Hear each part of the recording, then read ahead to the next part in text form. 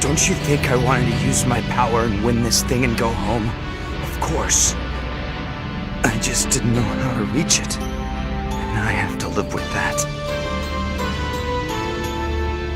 Maybe not for long, Yusuke. Hello everyone, and welcome to another anime review.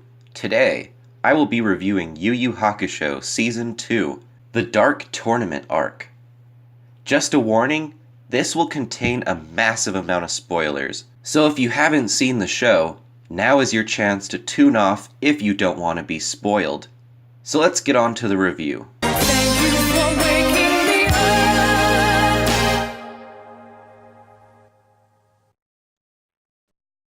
The Dark Tournament Arc is perhaps the best tournament arc in any anime.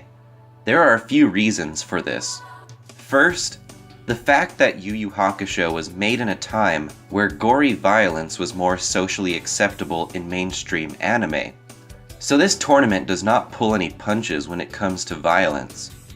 Second, the format of the tournament allows there to be real stakes and makes each match feel fresh. And finally, every team that Team Urameshi faces against all have their own flavor and unique techniques and abilities. And this is a long tournament too. It lasts from the end of the first season all the way to the beginning of the third season. There is even a joke from Kuwabara at the end of the arc that it feels like that they had been fighting for a year. And it would be about a year if you watched one episode per week. With the tournament being that long, you would expect it to get dry after a while, but it doesn't. However, there is almost always at least a few fights or one round that even die-hard fans of Yu Yu Hakusho finds boring from my experience, but that's just here and there.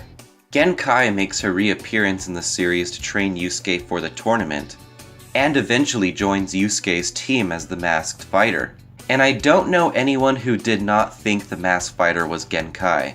If Genkai was able to shapeshift like Koenma, it may have been more of a mystery. The boat to the tournament portion of the arc is interesting, and has a few cool scenes here and there. It serves as a good introduction, and shows how far beyond normal demons Team Urameshi really is. When the group arrives at the island, they have a brief scuffle with two members of the first team they are going to fight, which I think serves as a good indication of how demons of the tournament, both fighters and the audience, feel about Yusuke and his team, and the two demons, Hiei and Kurama, fighting alongside them. The first round has 3 really entertaining fights, and one not so great one, but even that one has a point to it. Rinku vs Kuwabara is a great start to the tournament, and screams 90s. I remember being a kid and really into yo-yos, so I found this match to be quite a lot of fun with the idea of the strings being alive. It also has a pretty hilarious ending showcasing how much of a stubborn tough guy Kuwabara is. The next fight is one with Kurama, and it is pretty one-sided for him until the demon he is fighting blackmails him.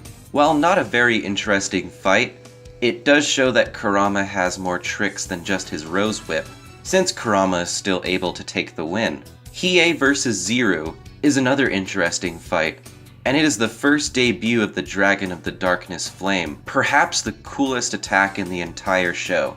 Finally, the match ends with Yusuke vs Chu, a demon who converts alcohol into energy.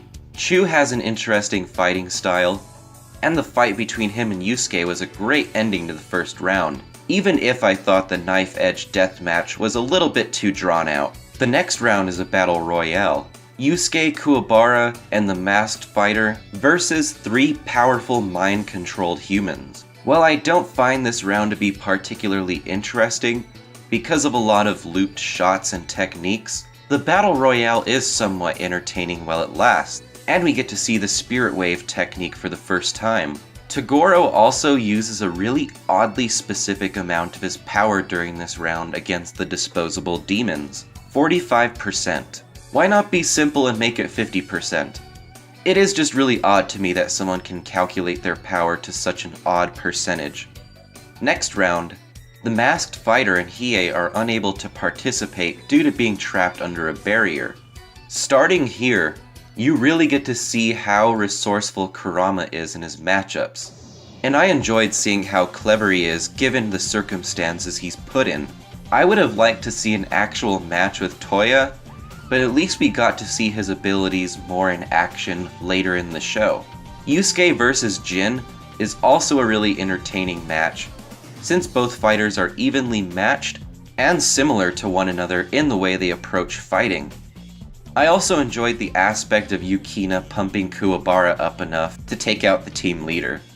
The next match has some of the coolest moments of all the matches. Sword of the Darkness Flame, Yoko Kurama, Genkai kicking a lot of ass. It also has a humorous reoccurring technique used on Kuwabara that keeps teleporting him to a different tournament arena. I really do not know what else to say besides the fact that I love all the fights in this match. Despite this team having the worst character designs out of all of the teams Team Urameshi had to fight. Last is Team Toguro. And it is cliche, but this is my favorite round. You really feel that these four fighters are the real deal of the tournament, especially with their brutal kills in their semi-final match. Karasu, Bui, and the Toguro brothers forced Team Urameshi to pull out all their arsenal and even go beyond their limits. The big fight, though, is the one between Yusuke and Toguro, lasting 4 episodes. I had always thought the idea that Yusuke could be like Toguro if he's not careful is a great concept, and makes Toguro a deeper villain, especially when his motives for trying to get Yusuke stronger becomes clear. The Dark Tournament arc on the surface sounds like an arc with a bunch of non-stop fighting that gets stale, but it is anything but that. There is a lot of room to breathe in between each match, and it gives a chance for story to happen. The backstory between Genkai and Toguro really makes Toguro a deeper villain than what he was when he was first introduced in the Rescue Yukina saga.